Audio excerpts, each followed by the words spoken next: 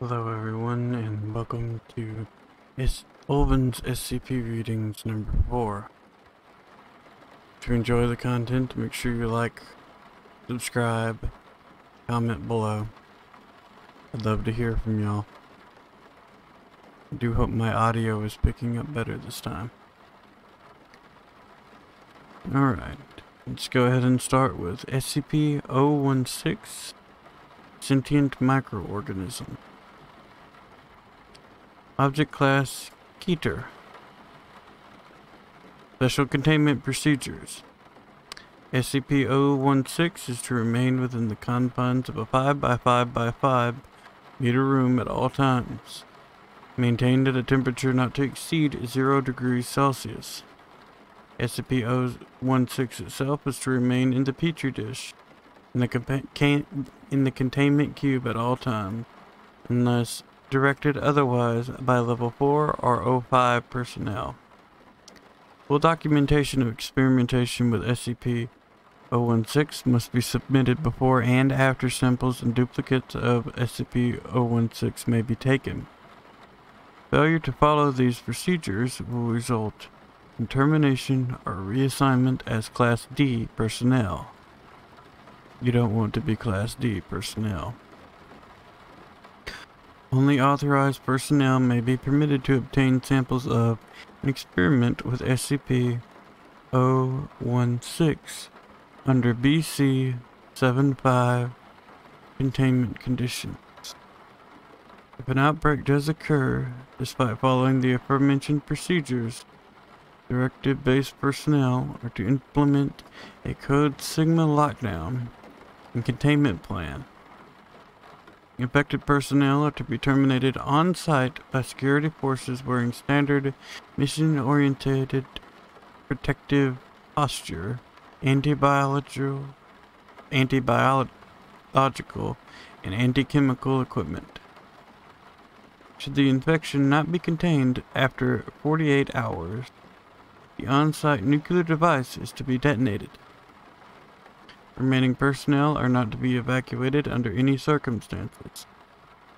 SCP-019 has been shown to survive up to 6 hours on hard surfaces, and up to several minutes in air. High-intensity ultraviolet light and high-concentration solution have been demonstrated to be effective in disinfecting non-organic surfaces. We're just gonna move on. Description: SCP-019 is a bloodborne pathogen recovered from a mine worker in Redacted, who injured himself while working in a deep coal seam. Said wound became contaminated with coal dust from the mine, possibly infecting the worker with dormant spores.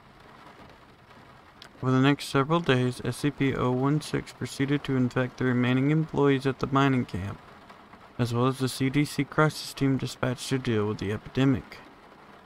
Foundation personnel then took over the investigation and terminated all affected personnel. Patient 0 was brought into captivity, and the mine shaft was collapsed with an explosive device. SCP-019 has an incubation period ranging from 24 hours to 2 years, depending on the presence and number of other human hosts in the area. First symptoms resemble the common cold and include itchy eyes, runny nose, coughing, and bodily aches. Phase 2 begins in 48 hours. Consists of a controlled form of hemorrhagic fever, as the organism causes a small amount of blood to become aspirated in the lungs, creating an aerosol effect. During Phase 3, the host crashes and bleeds out, bleeding profusely from every bodily orifice, including the nose, tear ducts, anus, skin pores, mouth, urethra, and so on. Blood pressure skyrockets during the final stage. Hosts have been observed projectile vomiting blood to distances of over 5 meters. Should the host survive this near-total exsanguination, the pathogen will become dormant once more, returning to incubation phase. What distinguishes SCP-016 from other strains of hemiphagic fever, such as Ebola and Marburg, is its unusual response to high stress.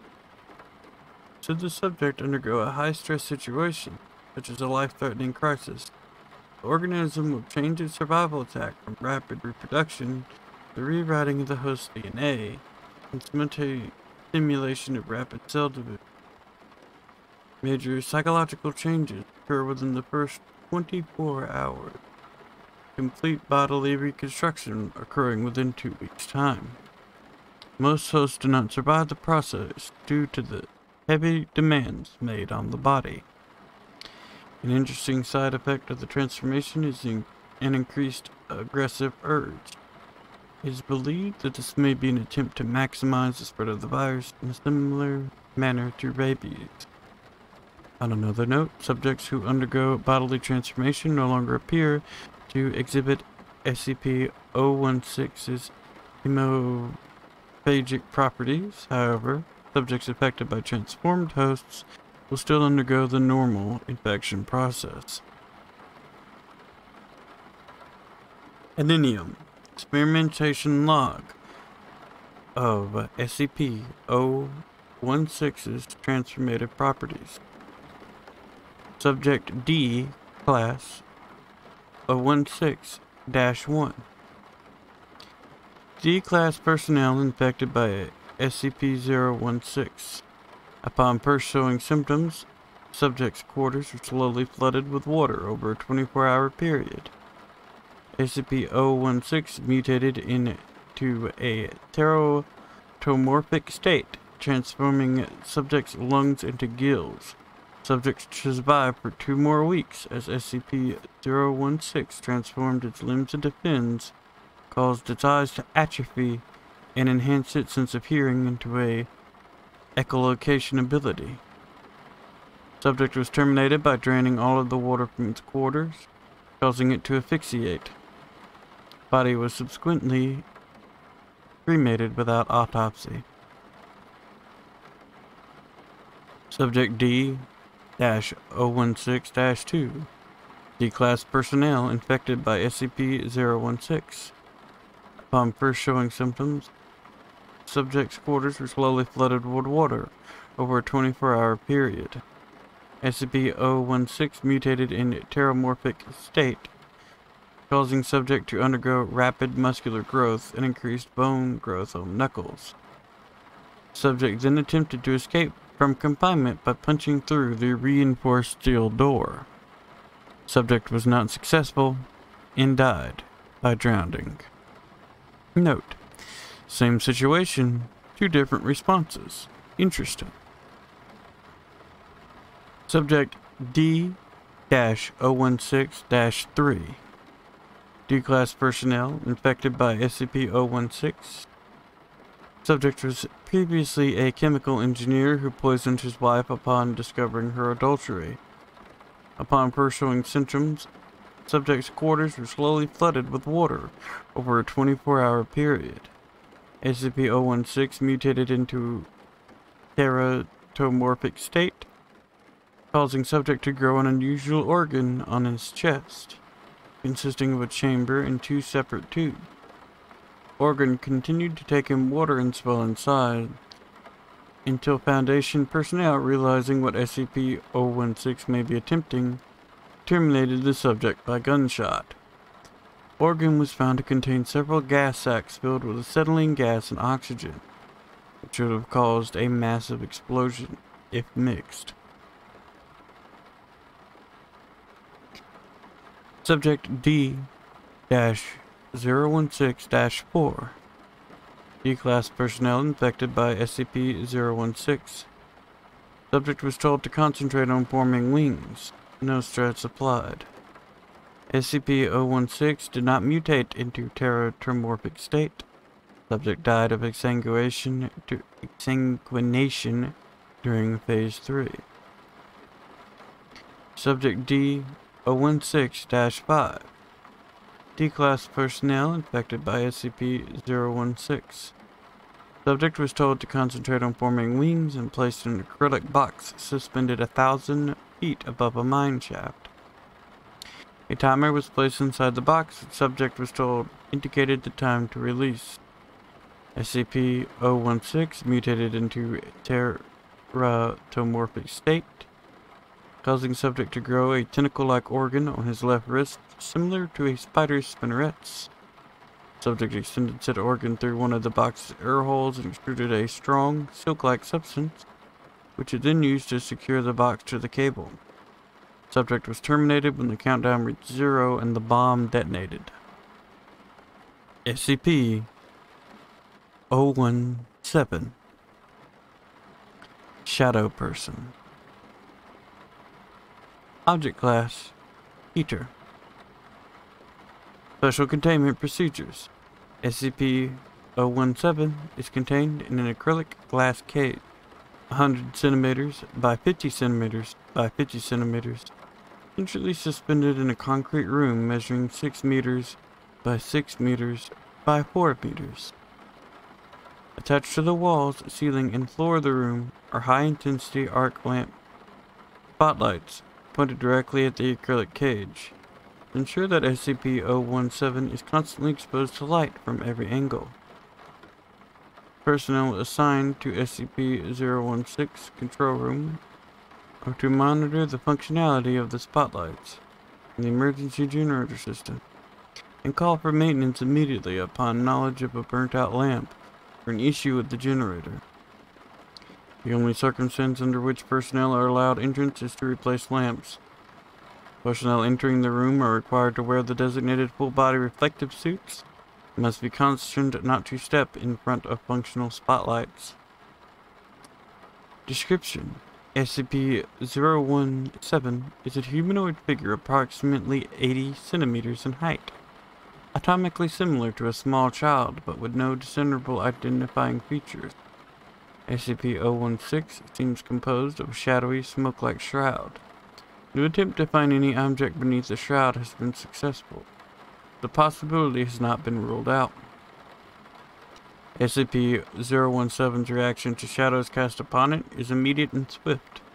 SCP-017 leaps at the object casting the shadow and completely encloses it in its shroud, whereupon it returns to its normal size, leaving no trace of the object behind.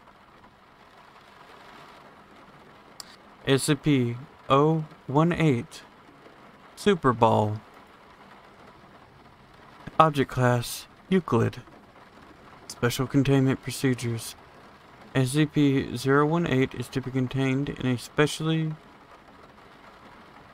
metal restraint inside of a 1 meter by 1 meter by 1 meter sealed box lined with heavy synthetic padding. The sealed box is then submerged in the center of the 10 meter by 10 meter by 10 meter polyethylene holding tank. If SCP-018 is to break free from the holding box, the polyethylene-based goo will slow down kinetic activity enough for proper retrieval by containment personnel. Sorry if I ever pronounce any of this stuff weird.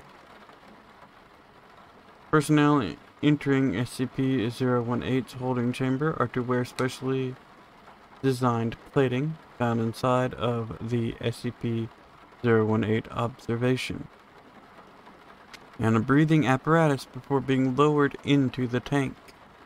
If SCP-018 is loose outside of the tank, personnel are advised to secure themselves in a separate room and close doorways or hatches to isolate it until containment teams arrive.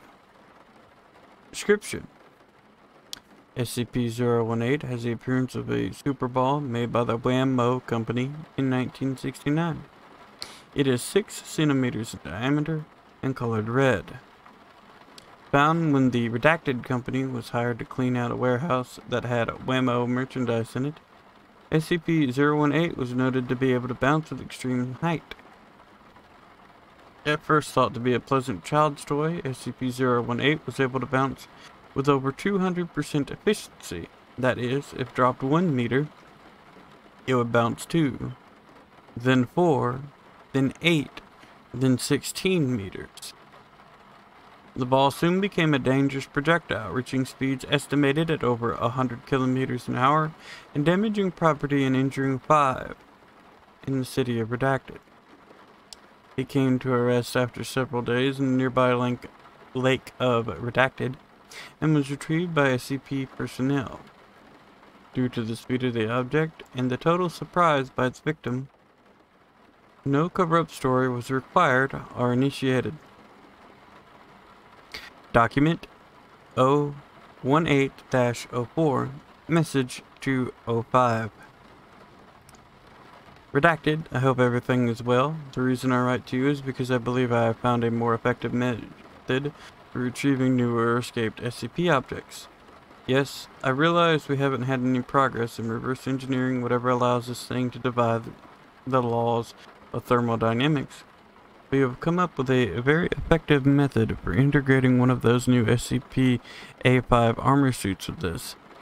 Just hear me out. We implant it into the bottom of a boot, rig up a little bit of a mechanical device, and ta-da! The suit is now capable of jumping well over a building. Also, if the wearer has their foot against something they want dead, well, let's just say it delivers a hell of a kick. All you need is permission to modify one of the pre-existing suits, and you'll be able to actually capture Redacted, plus any other escaped SCP objects. Trust me, when have I let you down in the past? Document 018-06, letter to Dr. Redacted. Dr. Redacted. Upon assignment, Agent Redacted was issued your modified armor in retrieving SCP Redacted, and the results are mixed.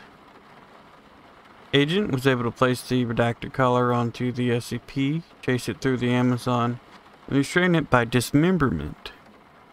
However, due to the malfunction of your little mechanical device, it was launched almost a mile into the air and suffered 2 broken legs, 7 broken ribs, and has a missing arm, and a skull fracture upon hitting the water of Lake Redacted on the way back down. You will fix that before I authorize your armor for common use. Message to 05. Redacted, don't worry, it's fixed. But I have more ideas. If I can get granted some of the water from SCP-006, which we did read, I was trying to remember if we did, SCP Redacted and possibly SCP Redacted, I could deliver you a set of armor and an agent that can capture any, if not all, rogue or unattained SCP. All I'm waiting on is your approval. SCP-019 the Monster Pot. Object Class Keter. Special Containment Procedure. SCP-019 is to be kept in a wide grate in a 3 meter by 3 meter by 4 meter reinforced concrete room installed with an incinerator. Room is to be kept at 0 degrees Celsius when incinerator is not activated.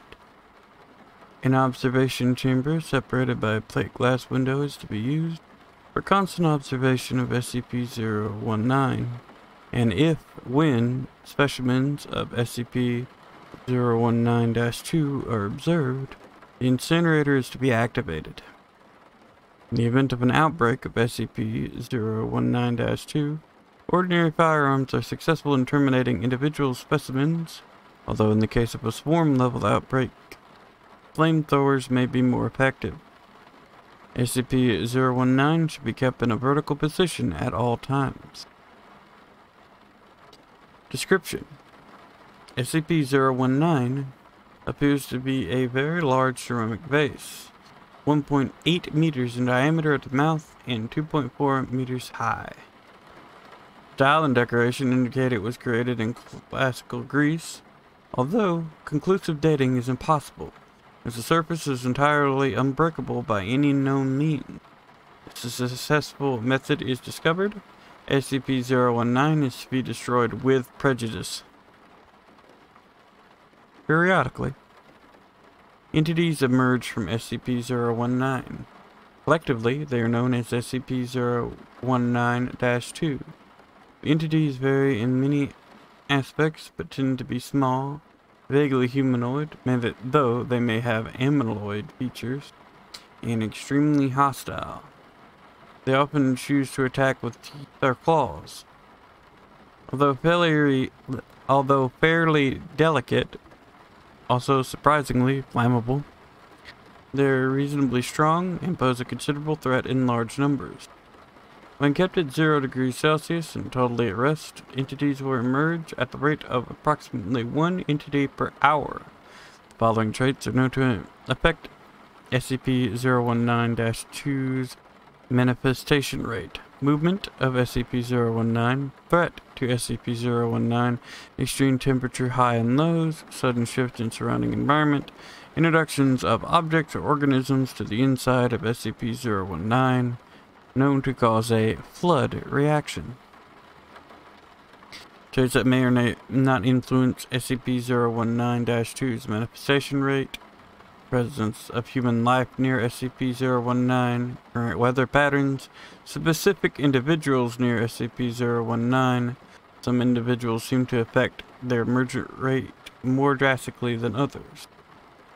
In addition, tipping or tilting will create a reaction as though it was previously filled with SCP-019-2 specimens, although viewers looking into SCP-019 from above will merely observe a dark hole. Due to the production rates of SCP-019-2 when the object is disturbed, measurement of the internal cavity is difficult, but it is suspected to be inconsistent with the outside measurements. Addendum. Document SCP-019-2-A. SCP-019-2 specimen was removed from containment chamber and kept in reinforced pen, provided with water and live chickens as food. Specimen made quiet, continuous, garbled vocalizations, determined to be phonetically similar to ancient Hellenic languages. Although the reason for this is unknown, specimens are still thought to be no more intelligent than animals. The specimen lived for less than 48 hours, and a dissection revealed anatomy consistent on a cellular level with normal biology, but with an extremely unstable musculoskeletal structure. Other notable anomalies included an unstable respiratory system, nearly non-existent digestive tract, and virtually no other internal organ. All other captured specimens have followed similar patterns of behavior and demise. It appears that SCP-019-2 specimens were not intended to live for meaningful amounts of time outside of SCP-019. Containment unit was slightly damaged following prolonged exposure to SCP-019-2 specimen, missed by the monitoring teams because of partial transparency. This has not been noted in SCP-019-2 before. Monitoring teams will continue to report further anomalies. Monitoring teams report some specimens of SCP-019-2 now appear to be significantly more resistant to incineration than others. It is hypothesized that this is a defense mechanism on the part of SCP-019. Most specimens of SCP-019-2 are now all but entirely resistant to the effects of the incinerator. Replacement of incinerator with an acid bath is being considered. Evolution of SCP-019-2 is being studied, and may be evidence of sentience in SCP-019.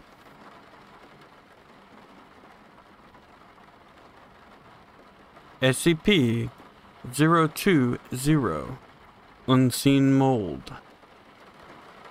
Object Class Keter. Special Containment Procedures. Samples of SCP-020 are stored in a series of sealed cultivation chambers inside a sealed containment room at Biological Research Area 1-2, which is accessible only via airlock. nutrients are administered by automatic robotic systems. The cultivation chamber must remain sealed at all times.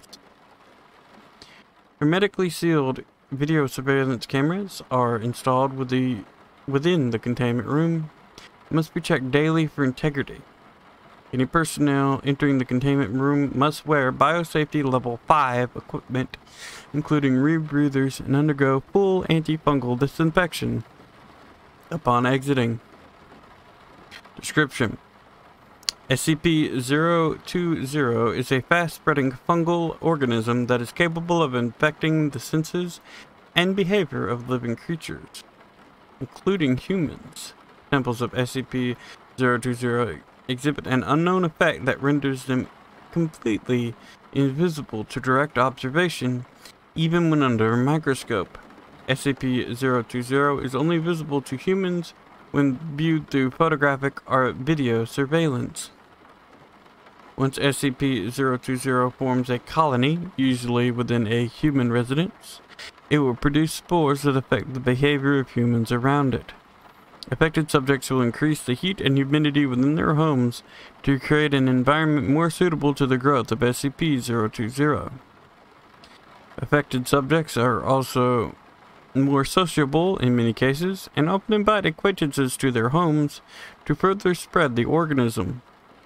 As the spores and mold colonies are invisible to affected subjects, the mold may sometimes grow directly on living subjects.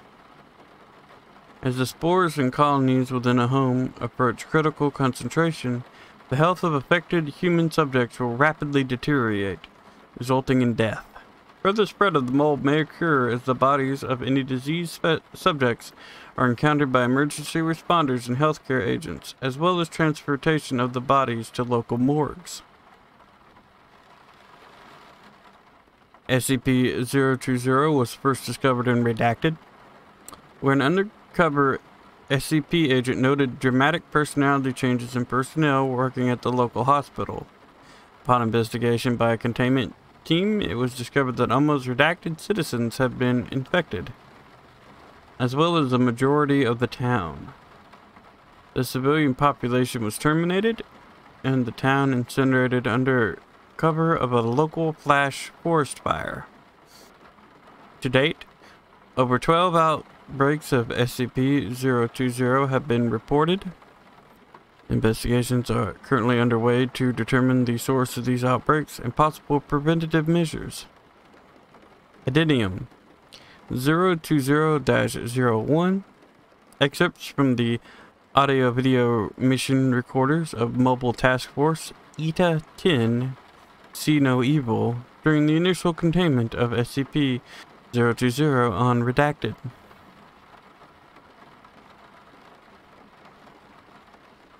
T2 lead. Team 2 moving to the Red House. Team 2 copy.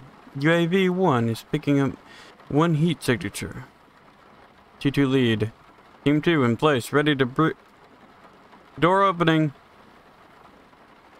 At this point, a civilian woman appeared in the doorway, holding a kitchen knife.